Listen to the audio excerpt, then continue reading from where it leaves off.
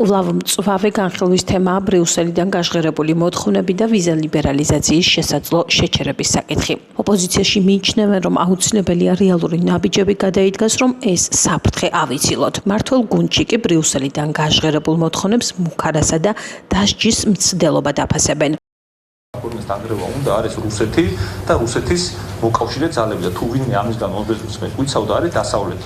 დასავლეთის ქმედებებში რაც ჩანს არის ის, რომ ისინი დიქტატურასთან არ თანამშრომლობენ, არ ეგუებიან, იმიტომ რომ დიქტატურა არის მიუღებელი სამართლებრივი კუთხით, მორალური კუთხით, პოლიტიკური კუთხით დასავლური სამყაროსთვის. თუ ევროპასთან ურთიერთობა არ გინდა, თუ ევროპაში არ ხარ, მაშინ ყველა სიკეთეზე უარი გეთქმება. ეხლა იმიტომ გქონდა ეს სიკეთეები, რომ ევროპის ნაწილად დაგვიქონდნენ და თუ არ ვიქნებით ევროპის ნაწილი, აღარ გვიქნება ეს სიკეთეები. რადგანაც კობახიძემ გადაწყვიტა, რომ არა თავისი კორუმპირებული წევრები დასანქცირდეს, არამედ დასანქცირდეს ქართული ხალხი, რომ ოცნებად ხრის, რომ თუნდაც ქართული ხალხი არის ღირსი საქართველოში სანქციების, ამის შემდეგ გახდა მხოლოდ ვიზა ლიბერალიზაციის საკითხი დღის წესრიგში. ამ რეკომენდაციებს ოცნება რა თქმა უნდა არ გაითვალისწინებს. ეს ჩანდა პირველივე წამებიდან, როცა ოცნებას საერთოდ სურვილიც კი არ გამოუთქვია, რომ ამ რეკომენდაციების გათვალისწინება კი არა, დიალოგი გაიხსნა უბრალოდ და ესაუბრა ხალხთან, ესაუბრა ევროკავშირთან, რომ ყველას კი არა, რაღაცებს მაინც შევასრულებთ. რა პირველივე წამიდან ჩანდა, რომ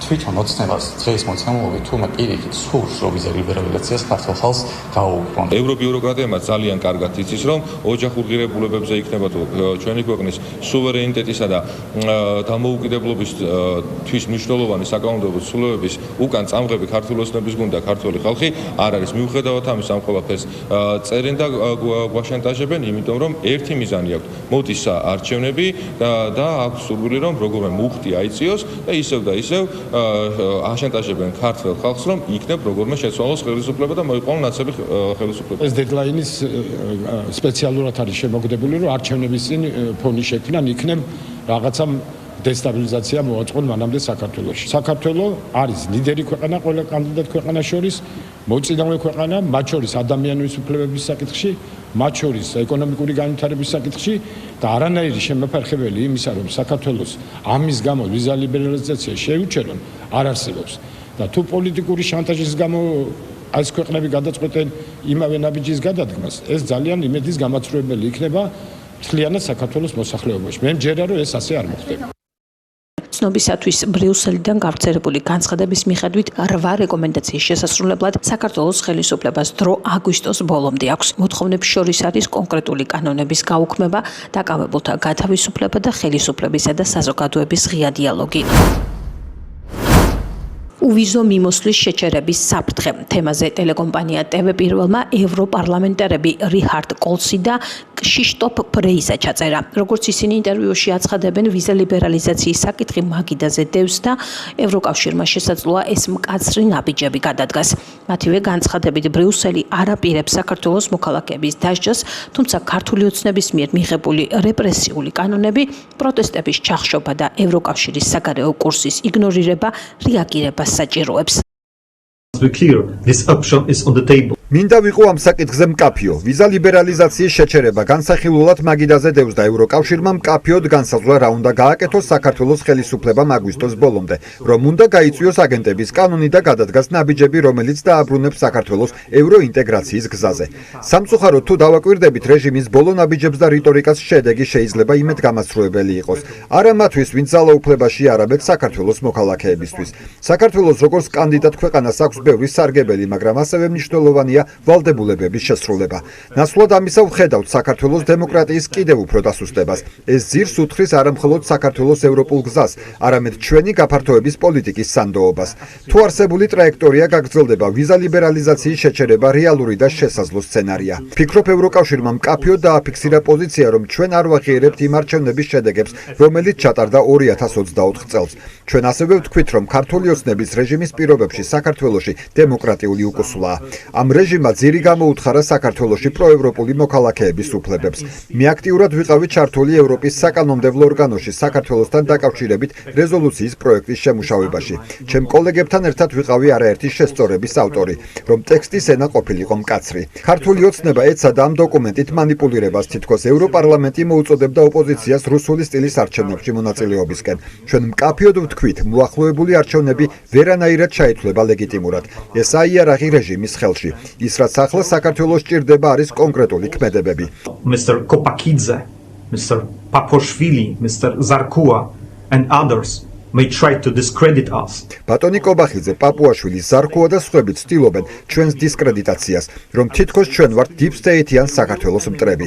საქართველოს რეალური მტერი ცხოვრობს თბილისში, შუშის სასახლეში და მან უგულველყო საქართველოს მოსახლეობის ევროპული მისწრაფებები. Revisiting the association agreement. შედეგები რაც შეიძლება დადგეს ეს ასოცირების შეთანხმების გადახება, შეჩერება სრულად და ნაწილობრივი მიმართულებების. ასევე ვსაუბრობთ ვიზა ლიბერალიზაციის პროცესზე, რომელიც შესაძლოა გაიყინოს, შეჩერდეს. ჩვენი მიზანი არ არის მოსახლეობის დასჯა, პირიქით, ჩვენ პატივს ვცემთ ხალხს, ვინც იბრძვის უწყვეტად ევროპული მომავლის დასაცავად 7 თვეზე მეტია.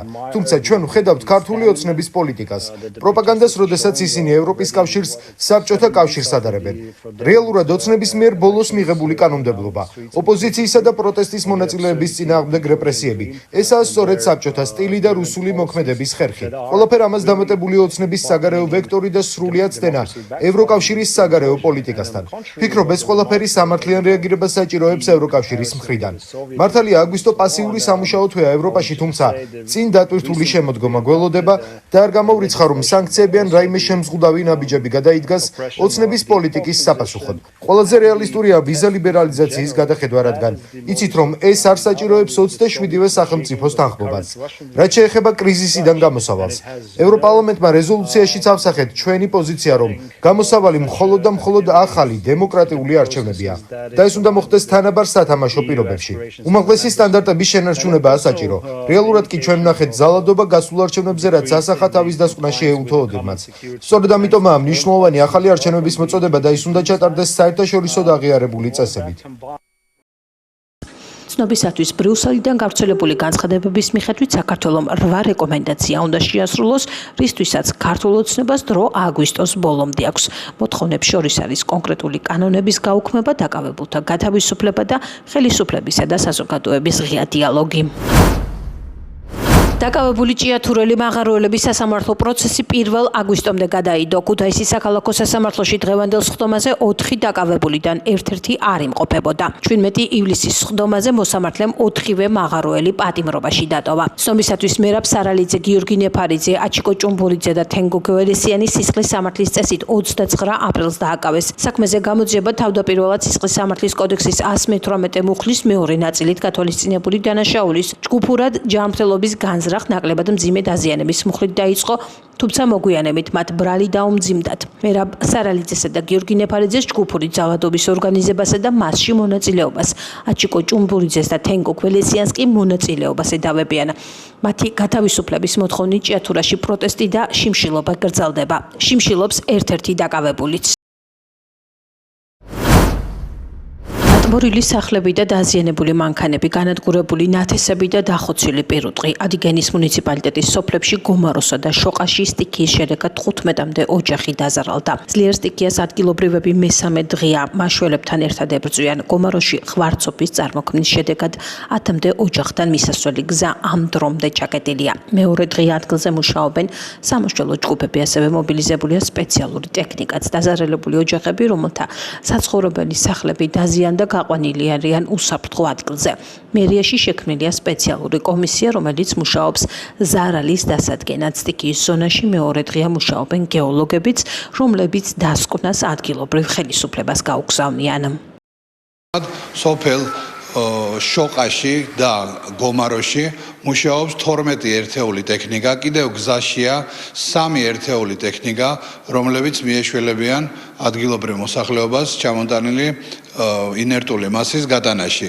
სოფელ შოყაში გეოლოგიური შესწავლის შედეგად დადგინდა, რომ 3 მოსახლე გაყვანილი იქნება თავისი საცხოვრებელი სახლიდან დროებით, ასევე სოფელ გომაროდან გაყვანილია 5 ოჯახი. ეს ხალხი გადაყვანილია უსაფრთხო ადგილას, მათთვის ადგენის მუნიციპალიტეტის მერია დაიქირავებს საცხოვრის და სანამ არ აღმოიფხვრება პრობლემა, ისინი დარჩებიან უსაფრთხო ადგილას. გარდა ამისა, ადგენის მუნიციპალიტეტის მერიაში შექმნილია ზარალის დამთვლელი კომისია, რომელიც დღესაც სწავლობს თუ რა ზარალი მიადგა მოსახლეობას.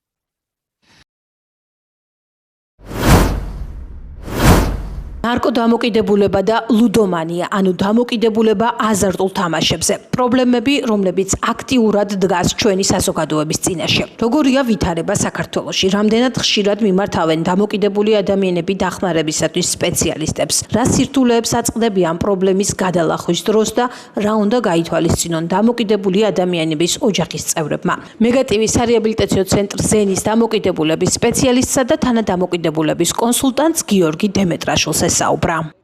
არც თუ ისე სახარბიელო მდგომარეობა გვაქვს, იმიტომ რომ მე მაგალითად ჩემს სანაცნობოში არ მყავს ადამიანი, ვისაც მსგავს პრობლემასთან შეხება არ ქონია, ან მის ახლობელს, ოჯახის წევრს, მეგობარს, ნათესავს და ასე შემდეგ. ძალიან დიდი პრობლემაა დღესდღეობით საქართველოში.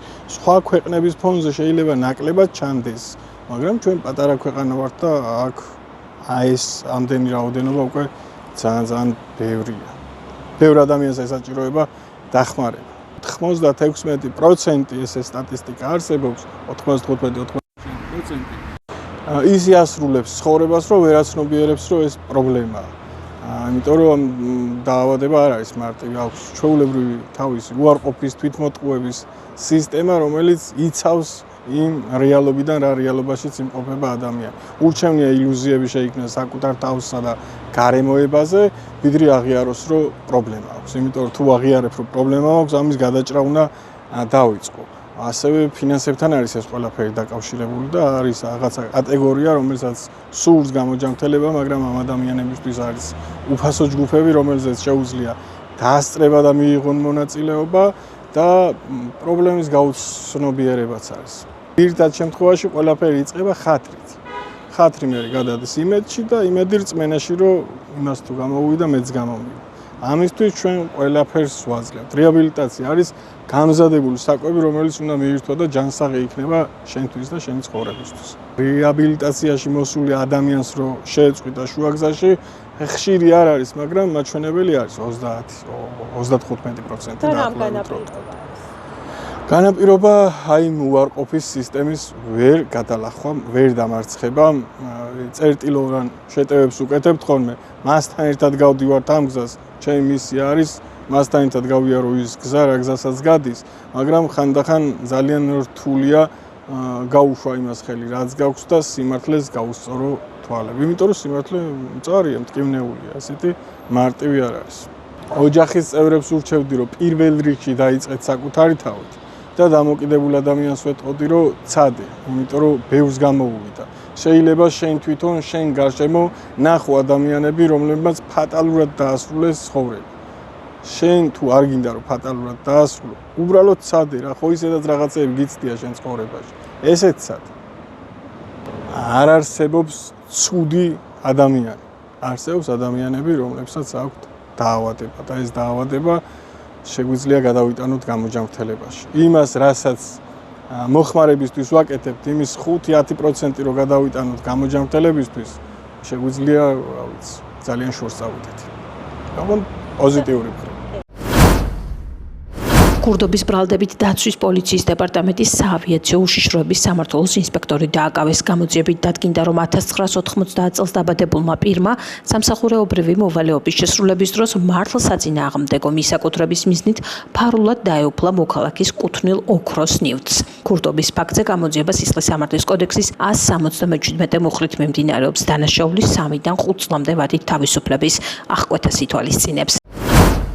ნარკოტიკული საშუალების უკანონო რეალიზაციის ხელშეწყობის ბრალდებით წარსულში ნასამართლევი პირი დააკავეს. სამართალდამცველებმა თბილისში ნივთმტკიცება დამოიღეს ბრალდებულის მიერ უკანონოდ შეძენილი და შენახული სარეალიზაციო დაფასებული ნარკოტიკული საშუალება. პოლიციამ პირი ბრალდებულის სახით დააკავა. ნარკოტიკული საშუალების უკანონო რეალიზაციის ხელშეწყობის ფაქტზე გამოძიება სისხლის სამართლის კოდექსის 260 კვარტა მუხლით მიმდინარეობს. დანაშაული 10 წლამდე ვადით თავისუფლების აღკვეთას ითვალისწინებს.